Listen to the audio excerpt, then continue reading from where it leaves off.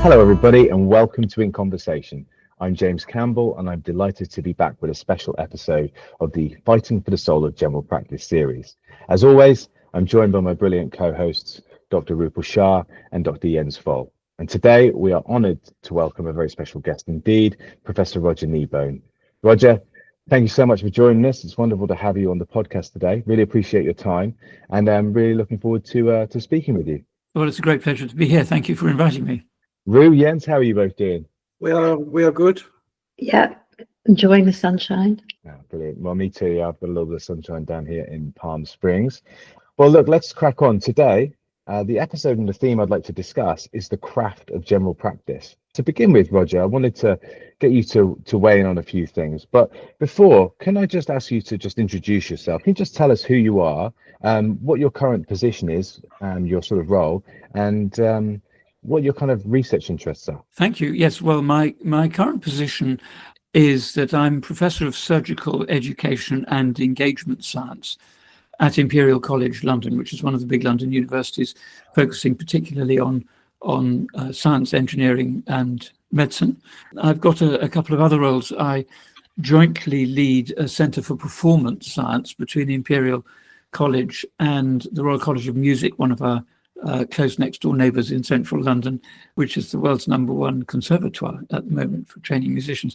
And I've also got a role as the Professor of Anatomy, the 14th Professor of Anatomy at the Royal Academy of Arts, which is a historical role that's been there ever since the RA was founded in 1769 or thereabouts, following in the steps of William Hunter, the first Professor of Anatomy. So a range of things, and they're really all about looking at intersections between different areas of expert practice. And my own background is, first of all, as a surgeon, a general and particularly trauma surgeon, and then in Southern Africa particularly. And then I became a GP, and I was a GP in the southwest of England for over 15 years in a 7-doctor practice, and became a GP trainer, and then joined Imperial in 2000 and have developed a number of interests around public engagement, around surgical education, and particularly around looking across traditional disciplinary boundaries to look at areas of sort of common insight and interest. Oh, thank you very much, Roger. We're very lucky to have you on that. Such a rich body of experience you have there, and I'm fascinated to get your perspectives on certain things that we want to discuss today. So to begin with, I wanted to ask you a little bit about your surgical background, really, because you've written extensively about surgery as a craft. And this is this notion of craft I wanted to get into. So how has that craft changed over the time that you've been involved with the profession? And do you see parallels with general practice? I think there are lots of parallels with general practice. I mean, there are huge differences, of course, because I trained in the 1970s and 1980s, and I was a surgeon at that time. And I did a lot of work, spent 5 years in Southern Africa doing a lot of trauma surgery. So first of all, for over 2 years in Soweto, in Baragwanath Hospital at the outskirts of Johannesburg, dealing with a lot of young men, particularly who'd been stabbed and sometimes shot. And then spent time in Cape Town and then at the end in a war zone on the border with Angola. And the surgery I was doing was all open surgery, because it was before the days of keyhole surgery. And so general surgery was all open surgery. Trauma surgery still is largely, but of course there have been huge changes in the nature of surgical practice and surgical skill and surgical techniques and things since the introduction of keyhole surgery in the late 1980s, by which time I had stopped doing surgery and had become a GP. So there are, I think, very interesting similarities and differences, but I think one of the interesting things about surgery, and particularly trauma surgery as a craft, is the need to have a set of baseline skills and experience and knowledge and things, but also the ability to improvise and to make sense in the moment of an unfolding surgical. I'm talking about operative surgery. I'm not talking about preoperative and postoperative work so much, but in operations themselves, in trauma surgery, then as now, you cannot know in advance exactly what you're going to find, and at that time even less now than now, because there were no CT scans. So it was very much a question of opening people up to find out what was going on and deal with it, and of course that could be often unpredictable and could take you into parts of the body that you knew a bit about from studying anatomy and things, but it's very different from having to deal with what you find there in terms of serious injury. And so one of the things that I had to learn there, I suppose, was the craft of team working and working very closely together with people of various levels of experience and skill, but also various different professional backgrounds, theatre nurses, surgeons, anaesthetists, technicians, all sorts of people. And that was a very interesting time, because I think it was a time when I was having to build up experience quite quickly in this particular area, and then think how to relate that to the wider field of surgery more generally. Wow. It sounds like that was quite early in your surgical career as well, when you were over there in Africa dealing with what sounds like quite traumatic encounters in themselves.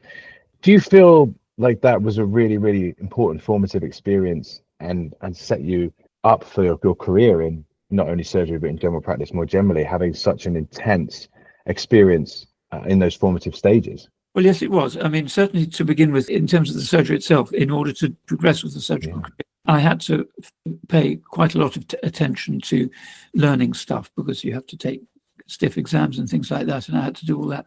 And so I had to sort of really focus my attention on all kinds of bits of theoretical knowledge and practical knowledge, but of course this practical experience. And because of where I was in Soweto, which was at that time still, I think, one of the most violent parts of the world, it was a very sort of intense experience, in that I was often seeing patients who came in unconscious or often almost dead, having been stabbed in the heart or whatever, and having to respond very quickly to them as bodies. There was a very high throughput of patients, and so patients didn't stay. They were mostly fit young men who recovered quickly if they recovered. And then I didn't have a lot of chance to get to know them in the way that would probably happen more in this country. And then changing to general practice was completely, it was a big shock at first, because in surgery, the only patients I saw were patients who had been filtered in one way or another as possibly or certainly needing surgery. So there were a whole lot of patients I just didn't deal with. Tiny children, people with ear problems, people with psychiatric disease. Although some patients had those things, those were not the patients I primarily saw. They'd been filtered by other people as people who probably needed surgical treatment. And it was clear that there was a problem. And then when I went into general practice, one of the things that confused me more than anything, I think, was that sense of really not knowing what kind of problem people would come with. And it turned out that, before I started, I thought the problem would be not knowing about loads of stuff. And indeed, there was that problem in not knowing about loads of stuff, about, I don't know, this disease, that disease, all kinds of things. But even more than that was the fact that no one had filtered the patients I saw in terms of whether they needed, what kind of medical care, if any, they needed, because that was my job.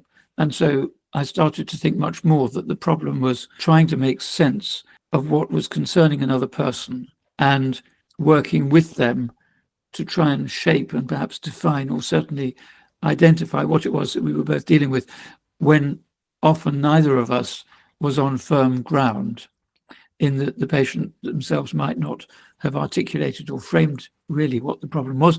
And I certainly wasn't secure in knowing how to help with any of those things, because they often weren't particularly medical. They were about schooling or housing or all kinds of things that people came perfectly understandably worried by. But I didn't know about those things, because I'd been concentrating for many years before that on stitching up holes in big blood vessels.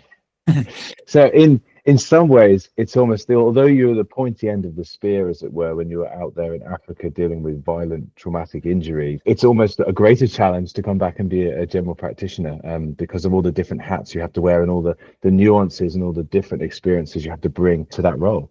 I think it was a much greater challenge. And then after I had been doing it for a few years, and then I became having been a trainee, and then became a principal, and then trained as a trainer, and then started to have trainees myself, then the penny started to drop that actually the equivalent of the exploratory space in which I was plying my craft, which in surgery had been the operating theatre, was the consulting room. And so really the art and the craft and the skill of consulting became the thing that was really prime.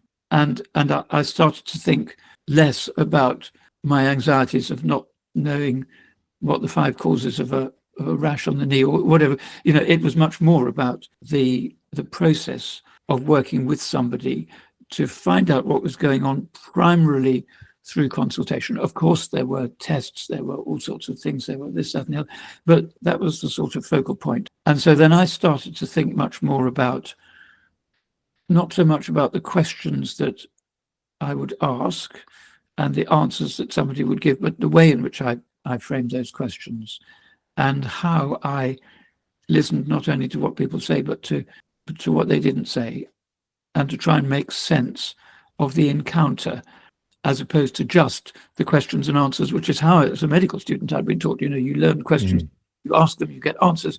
That gives you what you need to know. And the more I thought about it, the more and read about it, the more I thought that was a misleading oversimplification. Yeah, I think you've hit the nail on the head there. And Jens and Ru, let me bring you both in here before I ask some questions, some further questions, because how does that parallel with your own experience as working general practitioners? It's all very familiar. So I think what Roger has said still stands, but I think that we have extra presences in the room, which we've talked about on previous episodes now, which I don't think was the case so much 30 years ago. So we have the computer, we have yellow triangles flashing in the bottom screen asking us to collect data. So there's a real imperative for us to do that, which I think does affect, it complicates the situation, I think a lot has changed, and basic elements are that rather than what you described, Roger, we have the ground is not so undifferentiated. There's not so much to improvise. The patients come more informed, or often with an agenda. I want this diagnosis. I got it already on the internet. I filled out several questionnaires. You put me through to something. I know already what I want. And the other part, the medical part, is also far more structured and pre-structured with pathways, with certain regulation criteria. I'm a GP trainer, so the trainees are very concerned that they follow all the rules of a very, very structured landscape. You mentioned mastery, or you mentioned also mystery. I think the mystery is still there, but it's not at the forefront. It's something that either needs to be discovered or it's there. And the need for improvisation, the need to find new meaning, is often against some preset drive or propensity that it must be in this way. It is already standardized. Your part, you should be exchangeable by somebody else. Your skill is assisted by a lot of information, which may be on your mobile phone or maybe on the computer, which will get more now with general widespread use of AI. So we are man-machine hybrids now, and we need to readapt. You mentioned public engagement. I think we as GPs need to also engage the public and step out from our little closeted room and make sense of general questions of medicine in society. Looking back on it, because this is a long time ago now, I think that I went into general practice at what in retrospect was the tail end of a now archaic way of practicing, where there was very little in the way of technology and structure and things. And so GPs had an enormous amount of latitude to consult in the way that they wanted to. They had very little burden of requirement to document things. They would write very abbreviated notes on those little brown cardboard, and then they would dictate letters if they had to consultants whom they already knew. It was a kind of the dying embers of an almost sort of Dr. Finlay-esque kind of way of thinking about general practice. And then from then onwards, for the time I was there from the introduction, from having no computers when I first started, to the introduction of computers into general practice, and by the time I left, they were universal, although not, of course, AI in the way that we have it at the moment. But certainly, I was there and I was instrumental in our own practice in bringing in computers where there was an awful lot of resistance from partners, of course.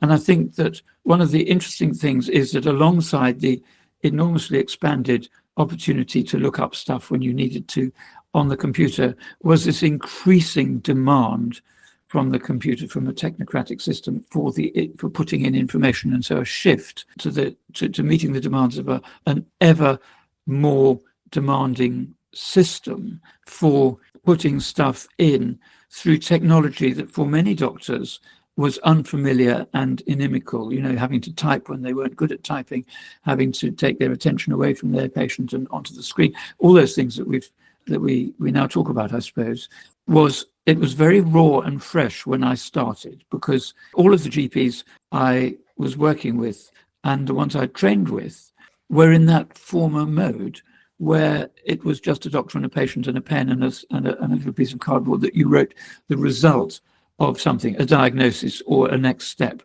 But there was absolutely nothing in the way of tracking everything that had gone on and pulling in tons of data. Well, I guess we can all probably agree that the craft of general practice has been eroded by increasing systematization and standardization. I think the context is so different, and I'm not sure that we as a profession have kind of kept up with that. So I think our conceptualizations of general practice as a craft are outdated now, but we're holding on to something that is impossible to hold on to. Even if you kind of criticize QoF, etc., society's changed just in the way that Jens has already said. AI is going to be increasingly prominent. There's no getting away from that. So I think perhaps we need to reshape our own thinking about what it is to be a craftsperson in general practice now, which might well mean embracing AI and kind of thinking about how we can effect triadic care. So we conserve what we're good at as human beings, but allow AI to do what it's good at, and also use it to deflect or to challenge maybe this kind of constant need to input data, which I think has been really disruptive to our notion of craftsmanship. Yeah, so I guess my question was, how has what I'm perceiving as erosion actually led to evolution of the role of the GP? And I guess there's been some quite positive things to consider there. Jens, let me bring you in here. Yeah, when you said erosion, I thought, what? No, it might feel as erosion because the industry has changed, but I could equally say, no, the mystery is still there. The landscape has changed. You still have to connect to people. You still need relationships. You still need to have a functioning team, and all these interpersonal skills, all these connecting skills. Then the space of performance that you have in consultation rooms or in consultation spaces, that's the same. That's probably what doctoring was for the last 5,000 years, and it still needs to be taught. It's a skill, it's a craft, how to touch people, when to look into the eye, when not to look into the eye, how to hold hands, how to understand yourself with who you are, what you are prone to elicit in other people. So this is still there, and the need for this craft and the need for generalists to hold this space of connecting different knowledges, that's there more than ever. It's bitterly needed. We just need to understand this is the place right now. We cannot just sit in our room, supervise others, see fewer and fewer people, make ourselves really unavailable for others, and let others do the job which we are supposed to synthesize. General practice has changed. It's done in bigger networks. Yes, so the times of the single-handed GP are probably over, but the need for a relationship is bigger than ever. Yeah, so I was just thinking whether AI, I mean, we're just at the beginning really of finding out what it can do, aren't we? But whether this disruptive effect, alongside the benefits of the initial introduction of computers into the consulting room, now with AI, we're perhaps able to get a better relationship where all those technical demands may be may be met by, the inputting of data and stuff may be met by AI, which would perhaps liberate us to do more of the things that we've just been talking about in terms of personal relationships. I mean, that's an optimistic way of looking at it. I suppose pessimists would say that, new technologies always create new demands to be fed. And it may be a bit over-optimistic to think that AI will take away the drudgery part and leave us the freedom to do the creative stuff that we want to focus on. But there are possibilities, aren't there? And we just don't know. And I think that, when I look back to beginning to introduce computers in my own practice with another like-minded colleague, the talk was all about the benefits of being able to access information that previously was restricted to 7 large textbooks on the shelf above your desk or something. And that held enormous promise at the time. And it wasn't until quite a bit later that I think the system really geared up to be placing these enormous demands for continual feeding of stuff that used to be either documented in brief shorthand or not documented at all and taken on trust. And it was only later, after the technological side bedded in, that it became clear that there was more and more demand from the system on the GPs, rather than the GPs being able to gather information they wanted from the system. And I think that probably happened at about the time I stopped being a GP. And I think it will be very interesting to see what happens now with AI and whether that redresses the balance or exacerbates things. Ru, would you like to come in on this? I think it's been really interesting.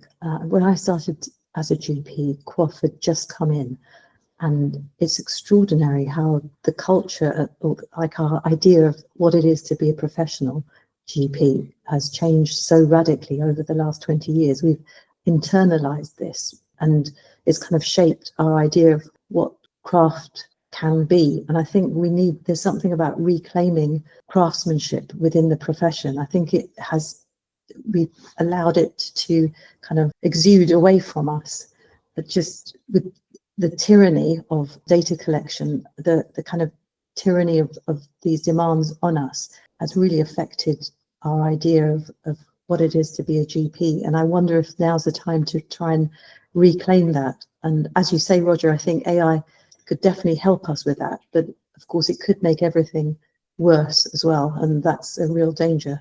Well, yes, it certainly could, because I mean, all these things can go either way, can't they? I was just thinking that one of the things that struck me through collaborating with performers is looking at parallels between different kinds of expert practice. And one I've been thinking a lot about recently is musical parallels, and indeed dance and acting, but particularly music, because there the relationship between audible sound and silence is clearly specified. So if you're playing a piece of music and you have 2 minims and a quaver or something where you're making a sound, that's how long it lasts. If you've got 2 minims and a quaver of a rest, that's how long you don't make a sound. So you don't put in rest just because you feel it needs a little bit of ventilation or whatever, and wait and see what you feel like before you start making another sound. No, it is specified. And so musicians are absolutely used to the idea of not making a sound, not being not there and disengaging, but being there as part of a performance, but at that moment not being audible.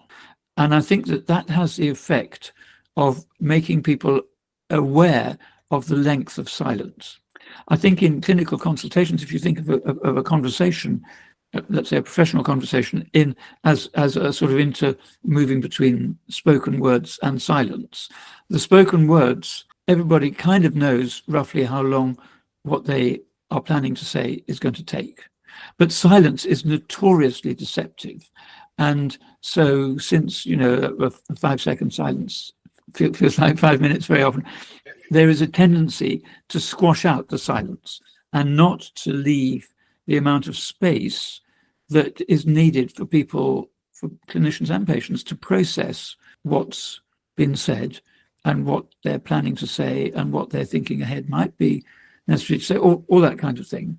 And I think we get something similar with dancers, with stillness not being just the absence of movement, but being an active decision to be there fully, but not move. And I think there's something about this use of silence, which is something that can easily be nibbled away at. It can be nibbled away by a clinician or a patient being anxious and being uncomfortable with absence of sound.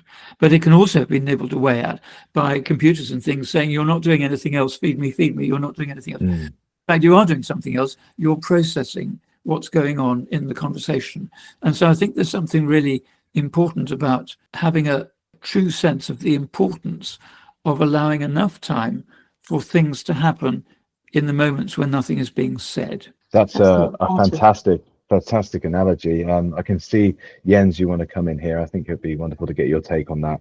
Yes, Depeche Mode, Enjoy Silence brings to mind, or Sounds of Silence. Sounds of Silence, indeed. Roger, there in our Adastra software, there's a pop-up that says user inactivity detected. But there are workarounds. Everybody who's using them uses something like a Tucker, or we are in North Wales, a bit of Slate, which you can put on the keyboard, and then you fool the computer that you are active, and you can undermine the dictate to feed the computer all the time. It's the caveman approach is most effective in that instance. It seems. Yeah, of course. Put a rock on the button. Yes, I wanted to say one thing about robots and machines and the soul of general practice. Ru and I are for a while we are thinking, so if this would be music, what would it be? What music is contemporary and has a similar problem? And it sprung to my mind. I found the answer. It's Donna Summer. Has the robotic, relentless computer synthesizer sound and soul at the same time. So I think Donna Summer, I feel love. That's the way forward. We need to find it in medical terms now. Is that copyrighted, James? Could we have that as our? I think you all need to start writing verse and poetry. To be honest with you, I think you're in the wrong professions with these fantastic artistic analogies you're coming up with today. Yeah, and I think that Donna Summer. Okay, I really do. That does strike a chord with me. That's for sure. Go on, Ru. I can see you want to say something, please. I think that this is really important, and this is what Roger was saying. Is summarizes something about craftsmanship in general practice, but it's not on the curriculum. It's absolutely not accounted for in any way. And I don't like how all of this falls under the remit of medical humanities, and it's separated out. And I think that by separating it out and calling it medical humanities, we're implying that it's less important. So you can do that if you've got time as an add-on, but it actually should be integrated completely within our curriculum, I think, as undergraduate and postgraduate. This is a way of being, and it's not the soft stuff. It's not something that you do on the side. It's actually a core part of being a GP. Yeah, I completely agree. I think the way, I mean, I've been thinking about this in terms of how I learned to take a history, a very extractive approach as a medical student. And I think there are, I can see the point about learning a series of questions that you memorize so that you make sure that you don't miss important bits out. But I think that's not the end stage of the process. That's just the beginning, and it needs to turn into what we've just been talking about.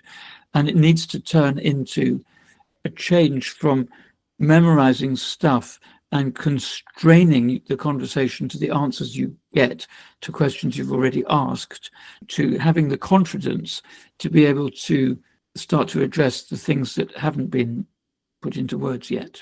And I think that does need a bit of, it needs a bit of internalizing all those questions so that you know in your head that you're not going to forget to ask something really important.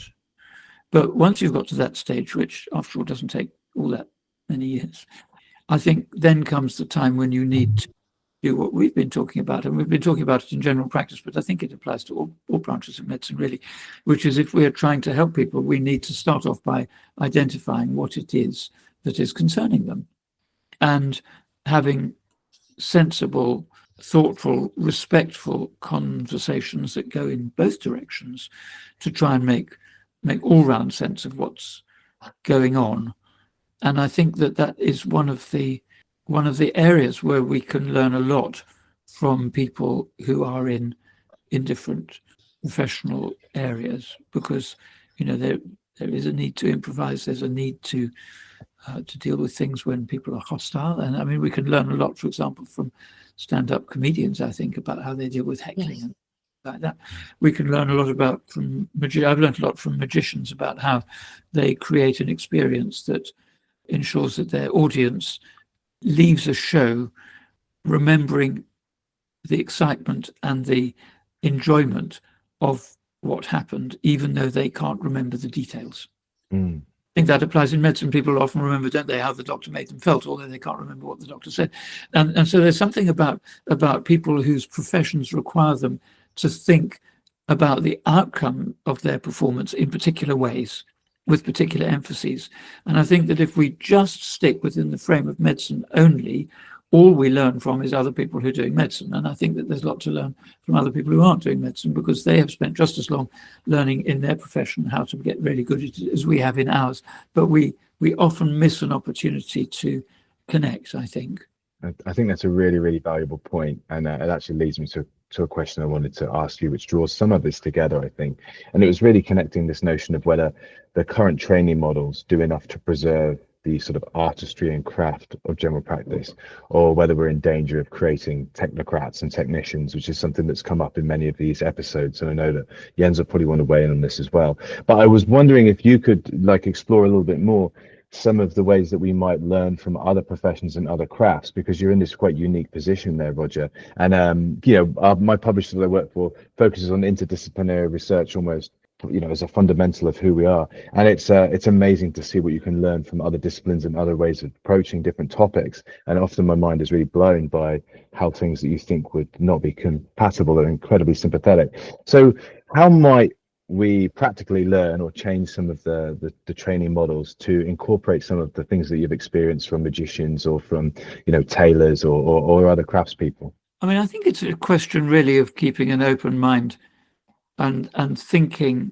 Well, one example is that I learned a lot from is a hairstylist called Fabrice, who at first sight you mightn't think that, and a teacher of hairstylists who ran the Tony and Guy Training Academy in London for a long, where young stylists come and people come along and they just pay a small amount of money to have a novice, to have a trainee do their hair under guidance of an expert. And my wife went along on several occasions and was very struck with the way Fabrice taught the young people who were learning to become stylists. And he was teaching them not only about specific, the angle of a pair of scissors or how you do this cut or how you do that cut, but how to make clients feel comfortable when these trainees were approaching them from behind, only seen in a mirror, and getting to the point where they were comfortable with a complete stranger touching their scalp and washing their hair. Very intimate, very could be very kind of threatening and off-putting. But Fabrice was extremely skilled in helping the trainees develop the confidence to give the clients the confidence to let them do that. And when I started talking to him, I thought, well, yeah, that's what happened when I learned to examine somebody's eyes with an ophthalmoscope, or even just look down at their throat with a tongue depressor, any of those things where you're coming very closely into somebody's personal space. And it can be a sort of uncomfortable experience for clinicians and patients, I think. And yet some people are superbly confident without being arrogant or anything, but they just have got that way of doing it that puts people at their ease. And I don't think you necessarily get that from being an experienced doctor, although many experienced doctors have got that. But the one doesn't follow from the other. But there are people that you can see all around you who do have that ability. And I think when you notice that kind of thing, it's worth talking to those people and saying, look, can we have a conversation about it? Because I think this might help me in the work that I do to find out more about the work that you do. That's how I've been approaching it anyway. I think that's fantastic. So some on-the-job work experience and case studies and some exchanges of that nature might work quite well. Jens, let me bring you in here. Yes, I have a direct comment on this. I think our problem is that the curriculum will not trust the trainer in just doing so, because it's not written down, it's not assessed, it just happens. And I have this thing with examining the ears. If you're just holding it, and that's the only bit between you and your hand and the patient, especially if the patient is a toddler wiggling, then it's a very uncomfortable thing. So there's a skill of holding it and holding the hand and interacting with the mum, etc., etc. This is something a trainee might learn, and that takes me maybe 2 or 3 minutes, and we do it again and we do it again, and that's important. But I need now to document it and do it as a CAPS form, and the CAPS form has a predefined set of drop-down sessions, and it doesn't capture at all that I'm doing it with people and please give me the time to do so. No, I need to feed the machine, I need to feed the monster, I need to feed the workplace-based assessment, which gets longer and longer because it distracts you from doing the real thing. You create a representation that, of course, can be reviewed by panels, and that keeps me away from doing my job. And this overcrowdedness of the curriculum is a real problem. Really?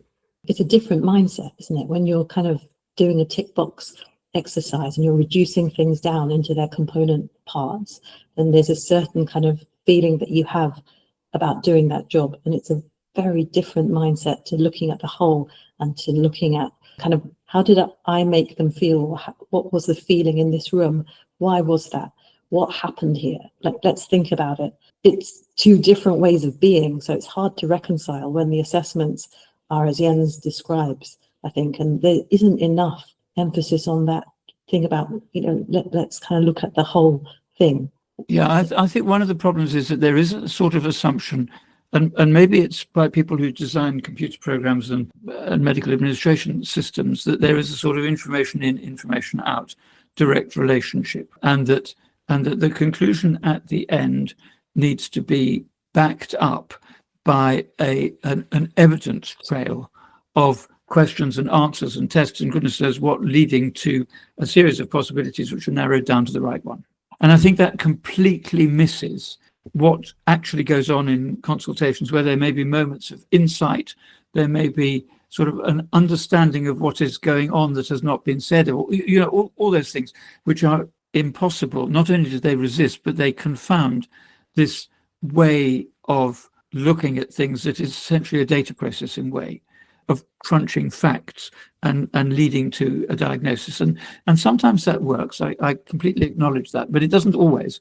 And if that is the only way that a system requires its inhabitants to work, then an awful lot of stuff is getting left out, I think. But that should be part of it should be one part of a broader, more generous way of looking at a clinical consultation rather than constituting the whole of it. Jens? One part with regulatory systems is that they have the horror vacui, the fear that there is something going on which is not represented and not auditable. And I saw that in my university job, that fear of nothingness, and I see it also now in general practice. I think that's sad, and it reduces the opportunities, the golden opportunities of silence or improvising or connecting. The same happens with us in safety procedures or in giving feedback. Of course, if you give feedback in multi-source feedback, you're polite and you do this and that, but it reduces telling people, how are you doing it? When is there a niggle? How are you? It creates a second reality, that the tick box reality that distracts from being real and dealing with things. I think that's what's really interesting about the tick boxes. I remember one of the people who influenced me a lot was John Lorna, whom you probably all know. And I do a podcast series, and he took part in one of my podcast conversations, and he said something like, he was telling me about a patient who came and said to him something like, well, I've got 3 problems that I want to talk to you about. doctor, and he said, "Okay, and what's the fourth?" And that suddenly opened up a different way of allowing that patient to come up with something that was really important that they hadn't been able to put into words. And I don't think that would ever have come out in a tick box approach to history taking and examination, because that's a different kind of communication, isn't it? Yes. And that's profoundly human, and I don't think it would come out in any other way. But it struck me that that is the kind of doctor I would like to be talking to if I had some sort of problem that I didn't quite know what it was. And that part of general practice, which is particularly evident in general practice because it is so general. I mean, if you cannot say there are things that I don't think I need to be able to address as a GP because you're a generalist.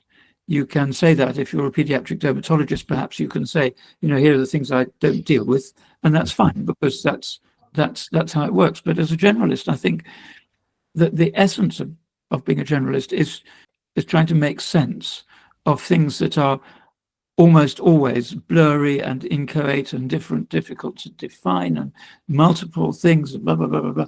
And that's something that just simply doesn't fit well with checklists. To go back to this notion of craft, as an outsider, I'm the only one here who isn't a trained medical professional.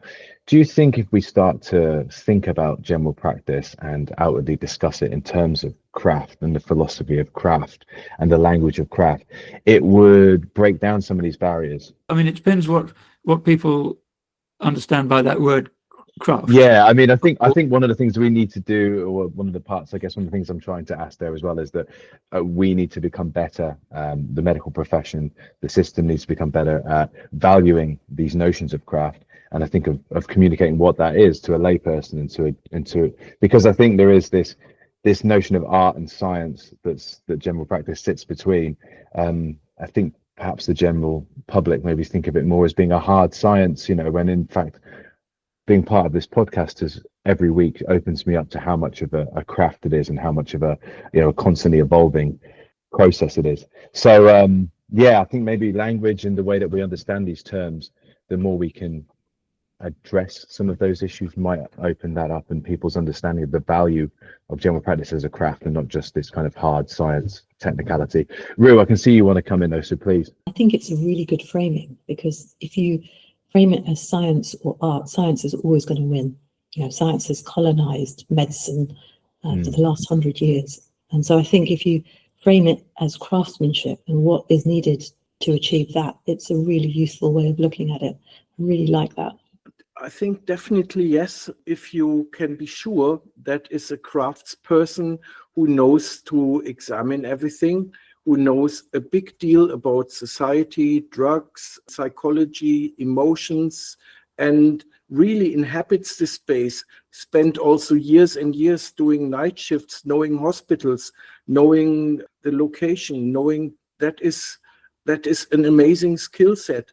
It's just a problem that this skill set is in a way not honored. It's just seen as supply industry or task industry for downgraded tasks from other people. So it struggles with a division of labor and the breaking down into parts and different other people, which leads to a lot of alienation. I think sometimes there's a problem in talking about specialties and general practice. Well, what's left when all the definable things have been taken away?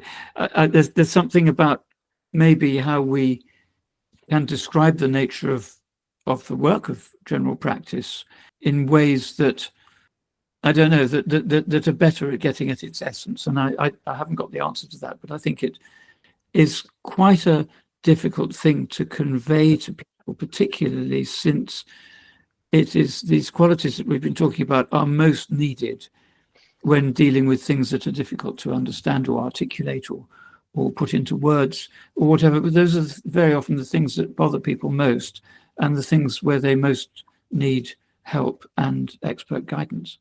Yeah, I think that's very well put. Jens, I see you have another point here. Yes, and I think that is so important. How many people are we dealing with who are palliative or where medicine where everything has been exhausted, but the people still exist. So this position as a meta expert or meta person that still has a relationship with people, or has a relationship with people whose disabilities are not explained by medical paradigms, that is so needed because it's so common. You mentioned in the beginning the filter, and yes, everything is filtered now, but it might be the wrong filter. People are filtered into consultations for other things, and still you need the tissues for people to cry. Well, I know that that's probably about all the time we have for today, but Roger, thank you so much for your time today. It's been fascinating having your expertise and insights, and I love the way that you've presented some really fantastic sort of metaphors and analogies that's given us a new way of thinking about some of these things too. So again, to my co-hosts, Jens and Ru, it's wonderful to have you back as well. It's been great to be doing another episode of the Fighting for the Soul of General Practice podcast. And thank you again, Roger. It's been wonderful to have you on. And we'll see you all next time.